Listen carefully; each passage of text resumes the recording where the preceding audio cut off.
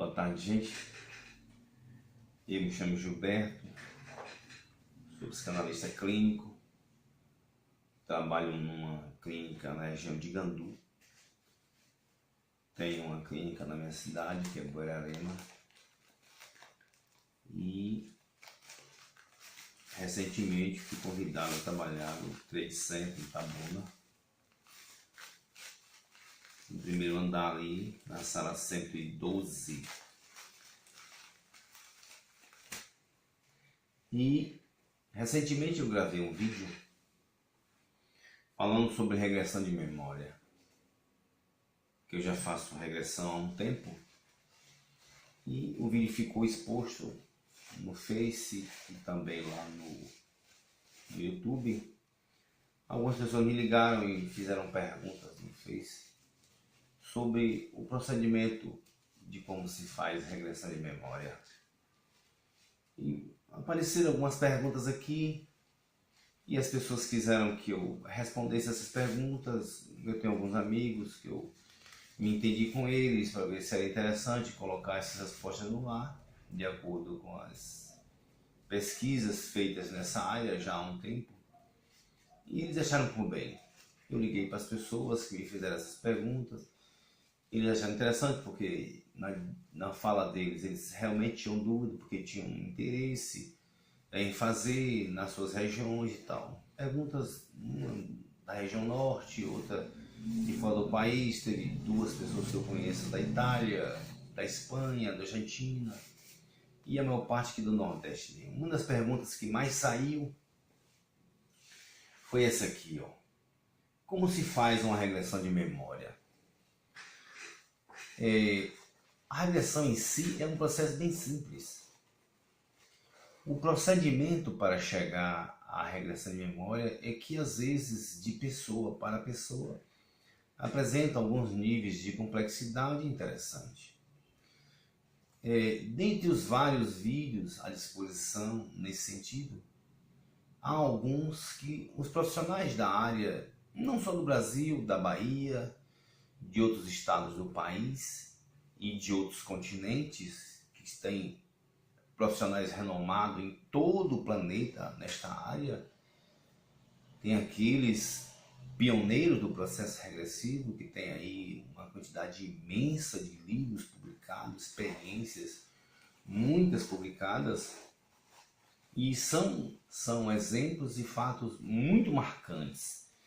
Então, dentro da linha do processo regressivo, fazer regressão é necessário que a pessoa queira, que ele compreenda a necessidade da regressão, os motivadores que levaram essa pessoa a procurar uma regressão de memória, abster-se da curiosidade pura e simples, para que o processo regressivo seja mais acessível, seja mais possível e acabe dando os resultados pelos quais alguém procura um processo terapêutico com base regressiva.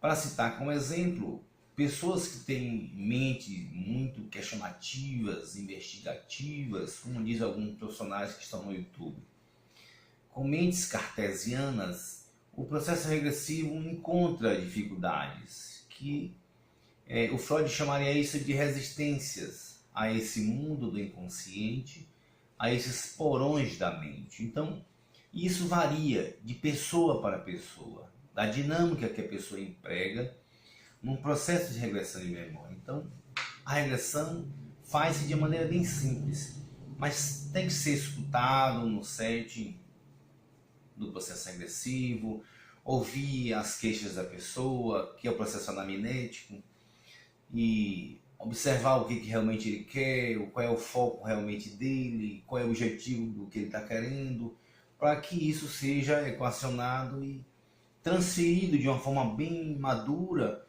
para aquela pessoa que busca a terapia regressiva. É algo que ele vem procurar e acabe achando, que é ficar sabendo de algumas coisas do seu passado que justifique situações vivenciadas no dia de hoje. A outra pergunta que fizeram é: a pessoa poderia ficar nas encarnações passadas? Isso varia de pessoa para pessoa. em todo o processo regressivo que já fiz, as pesquisas mostram que a encarnação, a vivência da personalidade de hoje, ela é super predominante. Então, a dinâmica psíquica vai levar a pessoa para a encarnação de hoje, para a personalidade que ele vivencia hoje. E as subpersonalidades é um termo que também é usado por alguns profissionais, com vídeos postados no YouTube. Então, essas subpersonalidades, o que seria isso? Os nomes, o histórico que você viveu em outras experiências, onde você viveu, o poder que você tinha, o poder que você exercia naquele ambiente. Então, são essa série de personalidades.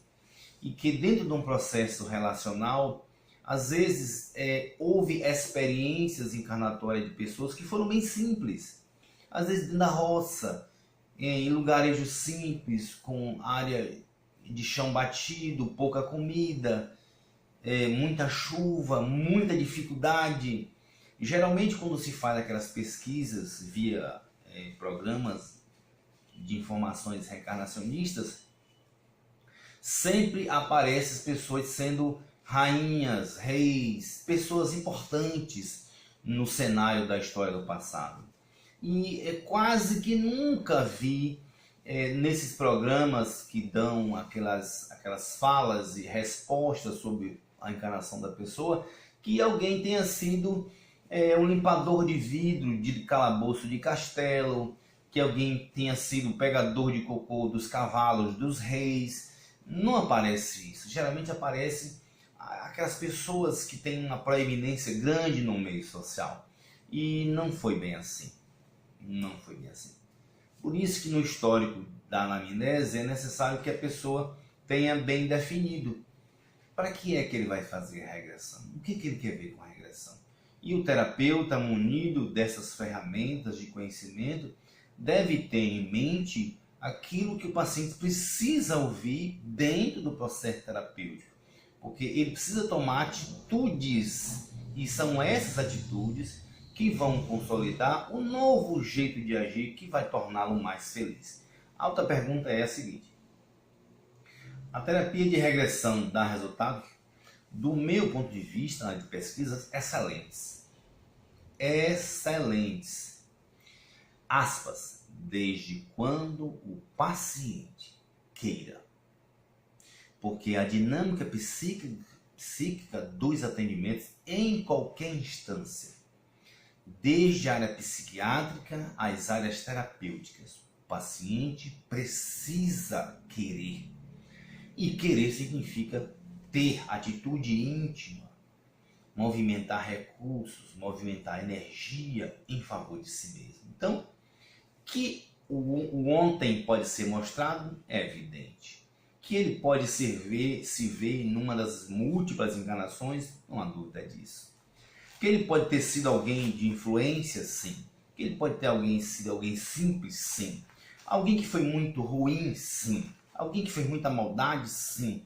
Mas o que isso importa nos dias de hoje? Isso irá transformá-lo, irá modificar, irá dar significação porque ele tem medo de elevador, porque tem medo de altura, porque tem medo de barata e outros medos tantos que tem implantado nas almas humanas. Se isso lhe servir para que ele modele uma outra metodologia de comportamento com base na vontade, não esquecer disso, com base na vontade, ele precisa a partir daí estabelecer e consolidar um novo método de ação que lhe traga paz interior. Assim dá certo.